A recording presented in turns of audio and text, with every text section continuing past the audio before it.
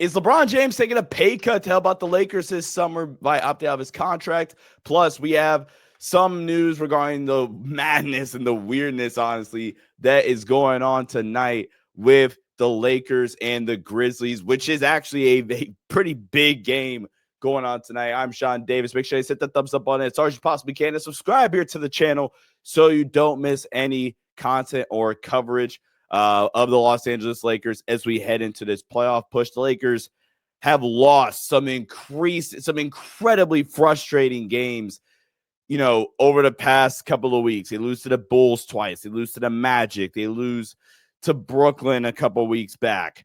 They lose to Charlotte and Utah right before the All-Star break and right after the All-Star break. And time is kind of, running out for the Lakers to, one, potentially crack the 50-win mark, something they haven't done since the 2020 championship season. But for two, to keep their, hold on the 4 seed and being one of the teams with home court advantage in the Western Conference playoff race, because the more and more the Lakers lose, the more and more these other teams are unfortunately winning games. Let's check out the standings for the Lakers. I think it's safe to call tonight a must-win game for the Los Angeles Lakers. You're currently tied with the Memphis Grizzlies right now for the 4th seed in the Western Conference, okay? Now, if we look at the regular season series with LA and Memphis, LA is up in the season series 2-1. So it's a big-time game tonight for LA to, potentially create some distance between yourselves and Memphis, but also, more importantly, create some more distance between yourself and the Clippers, and yourself and the Warriors and the Timberwolves. The Lakers are only 2 games up on the 7-seeded Warriors, only 2.5 games up on the 8-seeded Timberwolves. So, so God forbid the Lakers, lose a few more in a row, and those teams, you play Golden State, I want to say, I know for sure one more time, it might even be twice. Like, you cannot afford to continue to drop games to teams, especially the teams you're supposed to win, like the Chicago Bulls game. That's a win. That's supposed to be a win. You had that in the bag. You play Golden State one more time, So in LA too. So I mean, if that matters, that's a good thing for you if you're a Laker fan.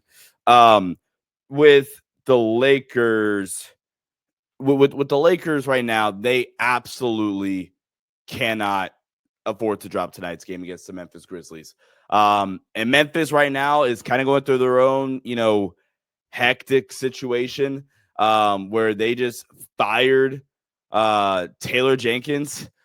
They just fired Taylor Jenkins, which is one of the more bizarre things that I've honestly ever seen, especially in recent memory. Like, the playoff, you are, 10 games away from the playoff race, 10 games away from the playoffs currently, and now you decide to fire to 9 games away. Memphis has 9 games left on the schedule. And it just feels like a disaster situation now for Memphis. But Lakers, Grizzlies tonight. Austin Reeves is on the injury report. He's listed as questionable with the right ankle sprain.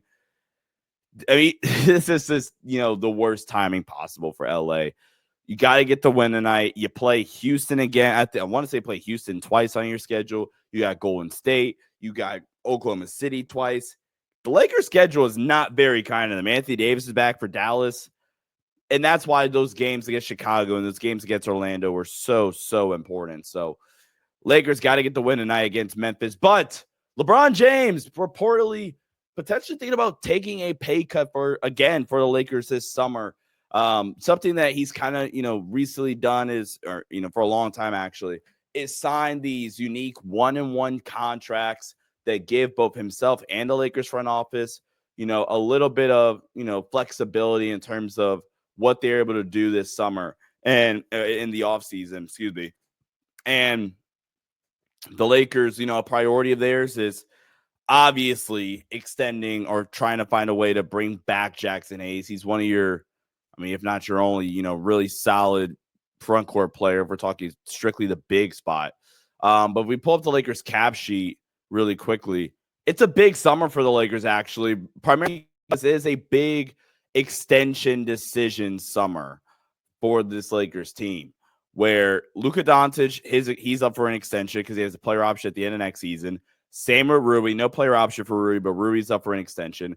Dorian Finney-Smith, He has a player option this summer, actually. So we'll see what Dorian Finney-Smith decides.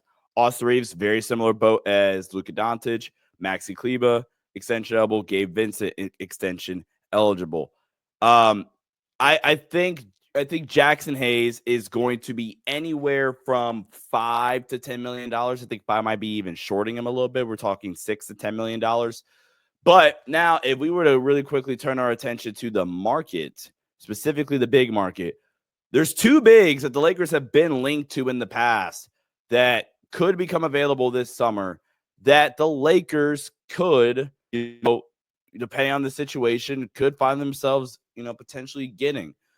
Very unlikely, but you look at, here's a couple of options you do have on the table this summer. Miles Turner. I just somehow combined Miles Turner and Naz Reid. Miles Turner is an unrestricted free agent this summer. He's 29, unrestricted free agent this summer. Naz Reid will be 26.